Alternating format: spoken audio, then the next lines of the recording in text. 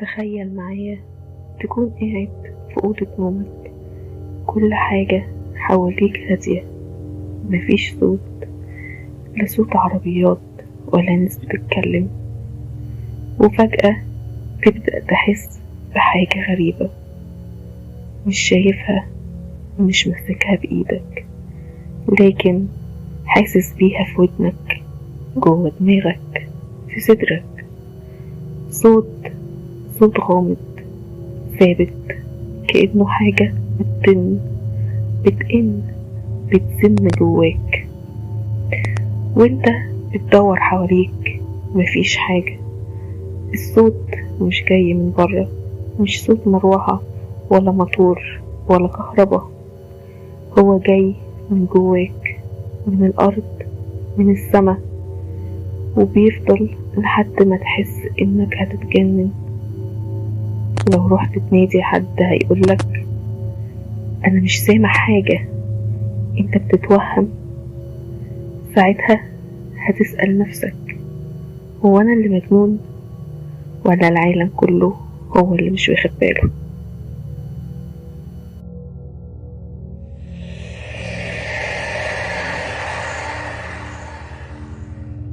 الصوت ده اللي ناس كتير حوالين العالم بيسمعوه، صوت ملوش اي تفسير واضح، مفيش مصدر، مفيش دليل، مفيش جهاز قدر يقيسه صح، وبرغم كده ملايين بلغوا عنه. والاسم اللي الناس أطلقته عليه بسيط جدا لكنه مرعب، مو ده هم. صوت بيظهر فجأة ويختفي فجأة، بيجي ويزور مدن معينة وأوقات معينة، ومحدش عارف ليه. الغريب بقى إن مش كل الناس بتسمعه، يعني ممكن انت تسمعه وأنا لأ، أو العكس. وده اللي خلى العلماء يحتاروا، هو ده صوت حقيقي ولا خداع ولا ظاهرة مش طبيعية؟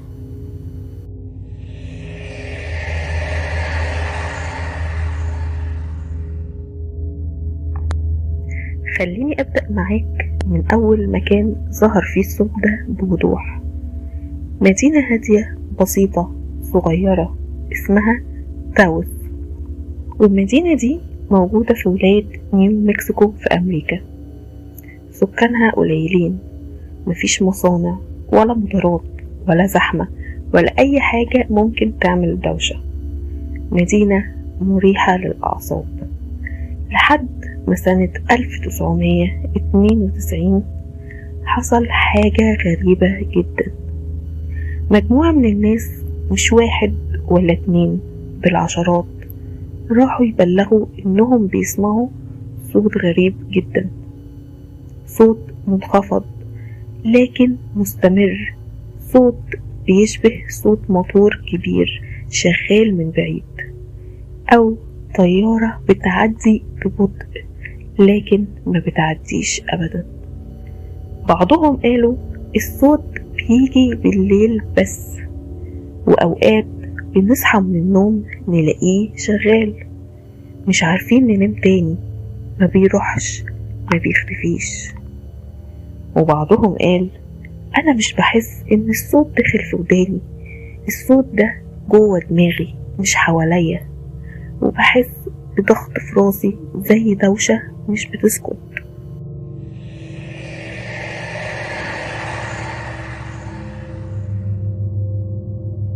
السلطات في المدينة بدأت تاخد الموضوع بجدية، لأن الموضوع ما بقاش واحد بيتهيأله ولا ست عندها صداع، ده بقى ظاهرة بجد. فجابوا خبراء وعلماء صوت من جامعات كبيرة زي جامعة نيو مكسيكو وجامعة كامبريدج، جم ومعاهم أجهزة تسجيل متطورة جدا تقيس الموجات الصوتية اللي تحت السمع البشري. قعدوا يركبوا الأجهزة في أماكن مختلفة في المدينة لمدة أيام، وسجلوا ساعات طويلة. ولما جم يحللوا التسجيلات ما لقوش حاجة، مفيش أي حاجة غير طبيعية. الأجهزة مش سامعة حاجة، بس الناس سامعة، الناس لسه بتشتكي. وده جنن العلماء أكتر. هل الصوت ده موجات تحت سمعية؟ هل في ترددات ما نقدرش نسجلها؟ ولا ممكن يكون تأثير نفسي؟ بس الغريب إن الناس اللي سمعوا الصوت جالهم أعراض جسدية: صداع، غثيان، توتر، أرق، وبعضهم بدأ يسمع أصوات تانية. الصحافة بدأت تتكلم عن ظاهرة غريبة بتحصل في أمريكا وسموها ذا تاوس هم، يعني أنين مدينة تاوس. اتعملت عنها تقارير واتفتحت جلسات استماع في الكونجرس المحلي. في شخص من السكان كتب مقال بيقول فيه: أنا بنام على صوت مزعج وبصحى على نفس الصوت. الصوت مش عالي لكن بيهري أعصابي، وبدأت أحس إني بفقد السيطرة على تفكيري. وبالرغم من كل التحليل والفحص والبحث مفيش تفسير. الصوت حقيقي ولا من صنع عقل الإنسان؟ ليه بعض الناس بيسمعوه والبعض لأ؟ ليه بيظهر في مدن معينة؟ وهل فعلا في جهة بتصدر الصوت ده، ولا هو شيء طبيعي ولا شيء خارق؟ بعد ما العالم كله بدأ يسمع عن صوت الهم في أمريكا، الناس افتكروا إن الظاهرة دي محلية، يعني بس بتحصل في تاوس وممكن يكون ليها علاقة بتضاريس المكان. بس الحقيقة لأ.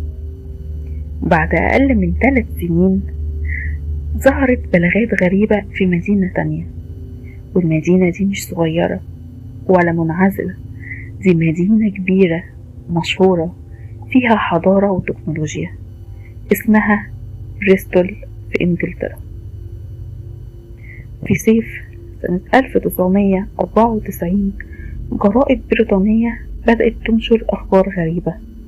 مئات من سكان بريستول بيشتكوا من صوت مش معروف المصدر، نفس الأوصاف، صوت منخفض جدا مزعج بيشتغل بالليل، ثابت كأنه صوت موتور أو مولد كهرباء.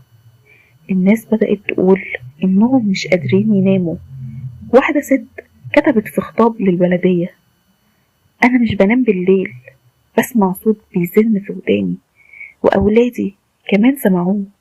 حاولنا نقفل الشبابيك، نطفي كل الأجهزة، بس الصوت لسه موجود. وراجل كبير قال: بقعد في الحمام بالساعات، هو المكان الوحيد اللي ما بسمعش فيه الصوت. والمرعب إن الجيران اللي جنبهم مش سامعين حاجة.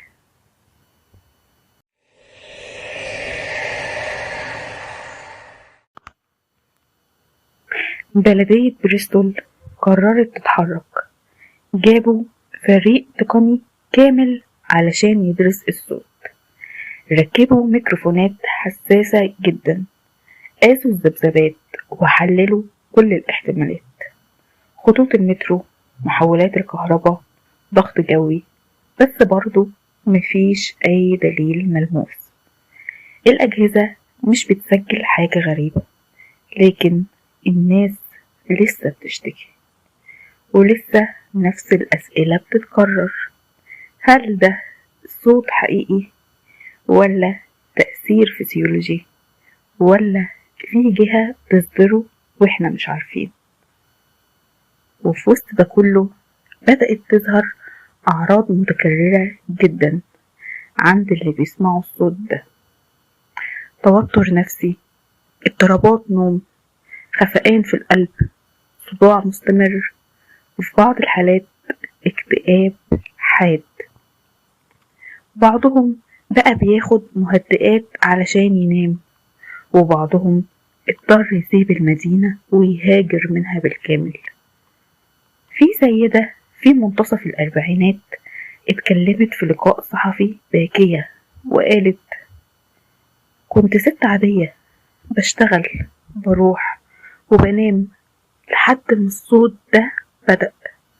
حسيت اني متراقبة، حسيت ان في حاجة فوقيا على طول، مش قادرة أتجاهله ومحدش مصدقني.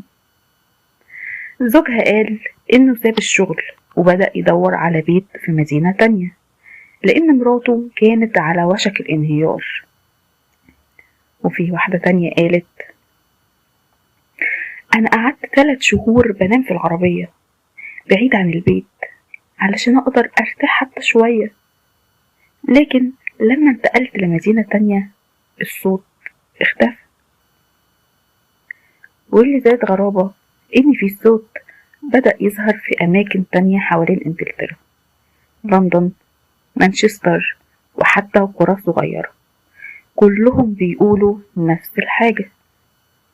العلماء في بريطانيا قالوا إن الصوت ده ممكن يكون موجات تحت صوتية أو حتى ترددات كهربائية ناتجة عن أبراج الضغط العالي، لكن التجارب مكانتش قاطعة.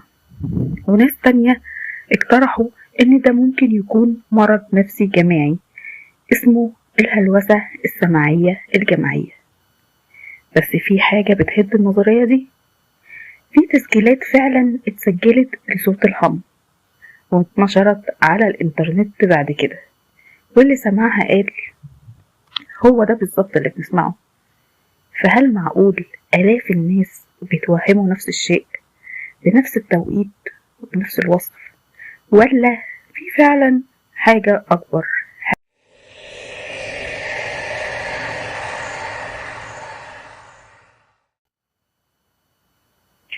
الصحافة البريطانية وقتها ما كانتش مصدقة، ده احنا بنتكلم عن مئات الناس من أعمار مختلفة من خلفيات اجتماعية متنوعة، وكلهم بيقولوا نفس الجملة: في صوت غريب مش عارف أهرب منه.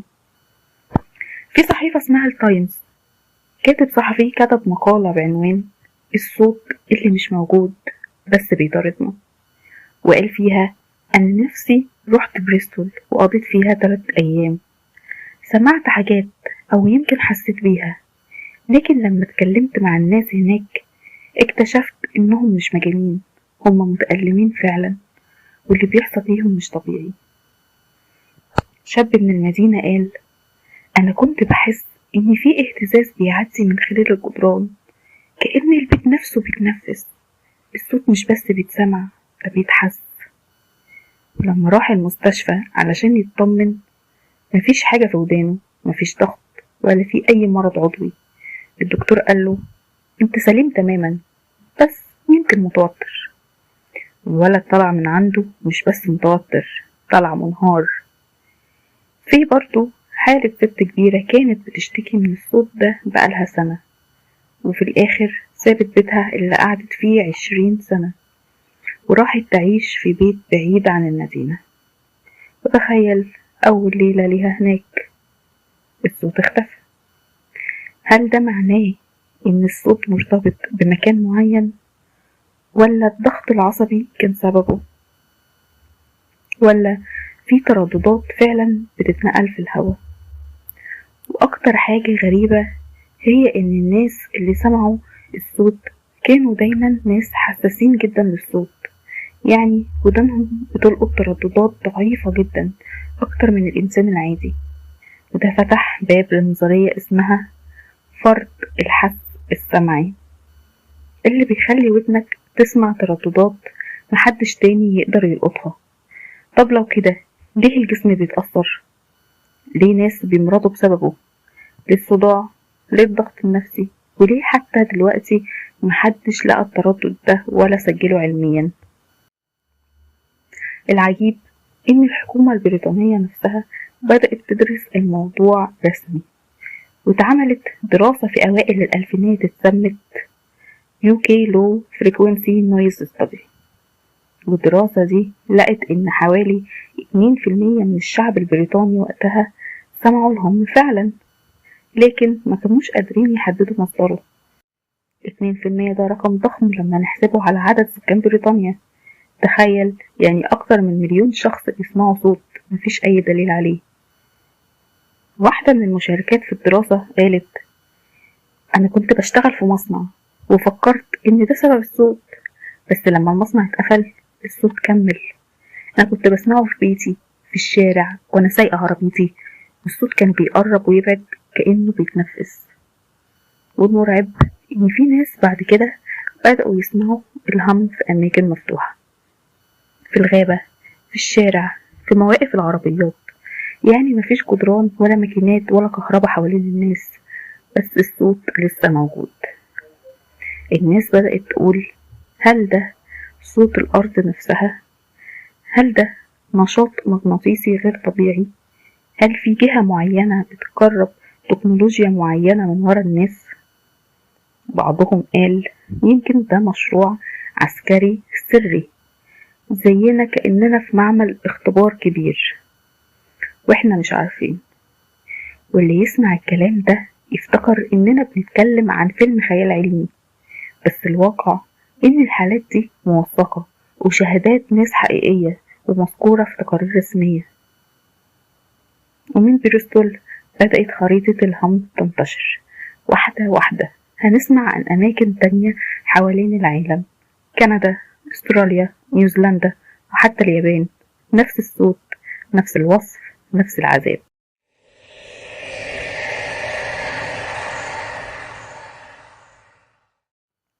لحد اللحظة دي احنا عرفنا ان ظاهرة الهم مش بس في امريكا ولا في بريطانيا، دي موجودة في اماكن كتير حوالين العالم، والناس بتوصفها بنفس الشكل تقريبا.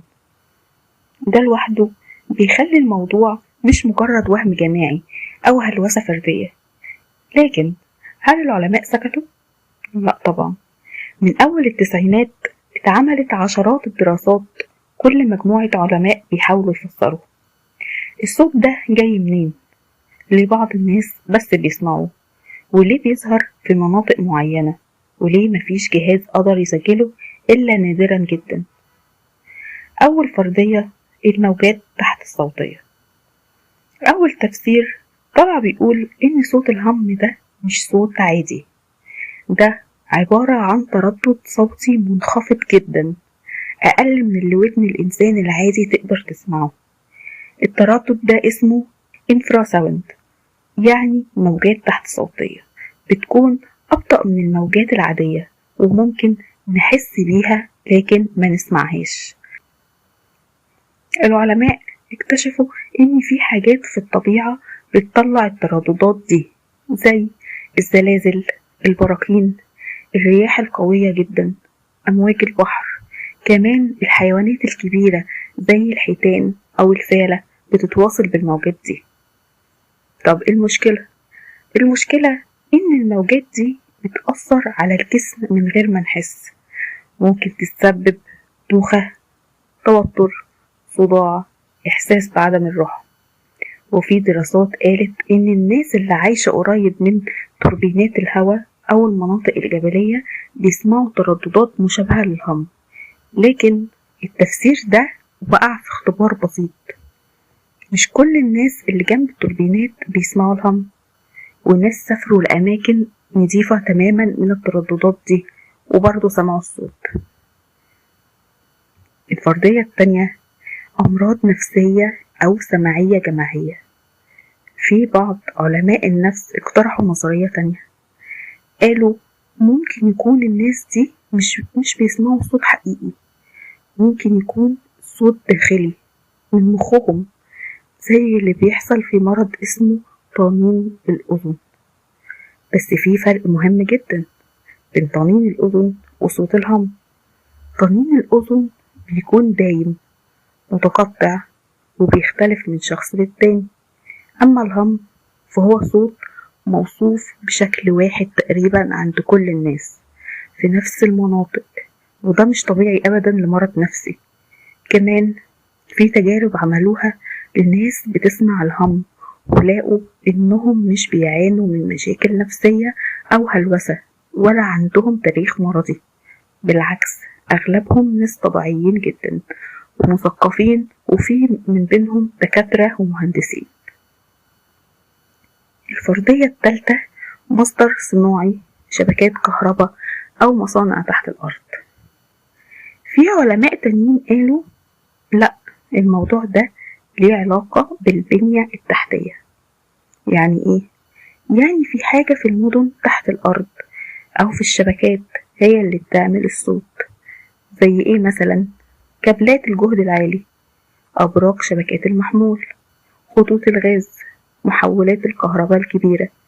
وده تفسير منطقي لو الهم بيظهر في مدينة بس، لكن في ناس بيسمعوه في وسط الصحراء، في ناس بيسمعوه في الغابات. فين الكابلات اللي هناك؟ بعض الناس سمعوا الهم وهم في البحر، فالموضوع هنا ما بيخصش مدينة ولا خط إنتاج ولا شبكة كهرباء، يبقى نستبعد ده غالبا، أو على الأقل مش هو السبب الوحيد. الفرضية الرابعة، مشاريع عسكرية سرية، ودي من أغرب الفرضيات، بس الصراحة هي اللي شدت ناس كتير. الفكرة هنا بتقول في جهات عسكرية تستخدم تكنولوجيا سرية. التكنولوجيا دي ممكن تكون بتبعت ترددات معينة للتجسس أو التحكم في الطقس أو التأثير على عقول الناس. بيستدلوا على مشروع حقيقي اسمه هارب هاي فريكوينسي اكتيف اورورا ريسيرش بروجرام، اسم طويل، وده برنامج موجود فعلا في ألاسكا بيموله الجيش الأمريكي، وهدفه الرسمي إنه يدرس الأيونوسفير، طبقة في الجو.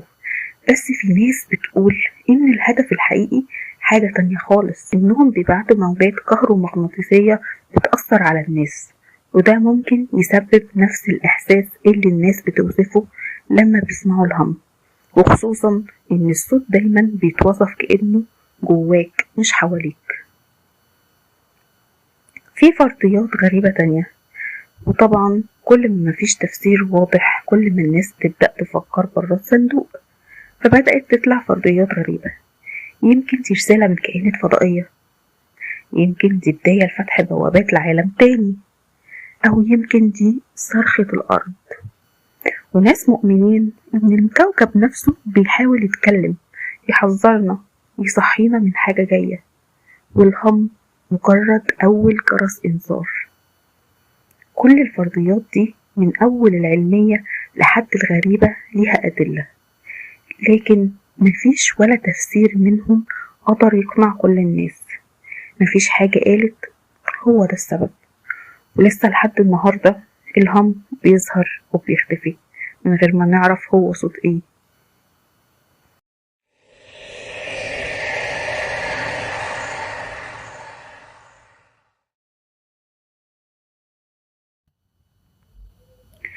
دلوقتي بعد كل اللي سمعته رأيك ايه؟ هل صوت الهم هو ظاهرة طبيعية ولا خدعة بشرية؟ هل هو علامة من علامات شيء كبير جاي، ولا مجرد حاجة احنا لسه مش قادرين نفهمها؟ كل اللي نقدر نقوله دلوقتي ان الصوت حقيقي، الناس بتسمعه، واللي سمعوه عمرهم ما نسيوه. لو وصلت للجزء ده من الفيديو فواضح انك مهتم باللي بيحصل حوالينا. ما تنساش تعمل لايك للفيديو، سبسكرايب للقناة، وفعل الجرس علشان يوصلك كل الجديد عن أغرب الظواهر اللي بتحصل في العالم. أنا دنيا، وده كان تقريري عن صوت الهم، الصوت اللي بيطارد العالم. نشوفكم الحلقة الجاية، وافتكر دايما مش كل حاجة بنسمعها ليها تفسير.